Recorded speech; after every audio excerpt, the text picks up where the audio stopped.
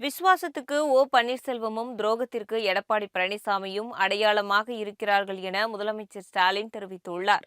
அண்மையில் திமுகவில் இணைந்த முன்னாள் முதலமைச்சர் பன்னீர்செல்வம் தனது ஆதரவாளர்களுடன் திமுகவில் இணையும் பிரம்மாண்ட விழா மதுரை திருமங்கலத்தில் நடைபெற்றது. இந்த விழாவில் கலந்து கொண்டு பேசிய முதல்வர் ஸ்டாலின், முன்னாள் முதல்வர் எம்ஜிஆர் உருவாக்கிய அதிமுக தற்போது யாருக்கோ அடிமை சேவகம் செய்ய போனதால் உரிமை குரல் எழுப்பிய தாய் தமிழகத்திற்கு திரும்பி தடம் மாறாமல் திராவிட பாதையில் பயணத்தை தொடரும் அனைவரையும் வரவேற்பதாக அவர் கூறினார்.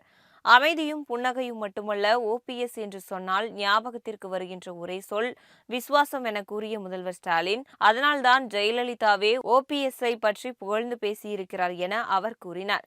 பாஜகவுக்கு ஆதரவாக அதிமுக செயல்பட்டதால் அதிருப்தி அடைந்த ஆயிரக்கணக்கான அதிமுக தொண்டர்கள் தாய் கழகமாம் திமுகவை நோக்கி வருகிறார்கள் என அவர் கூறினார்.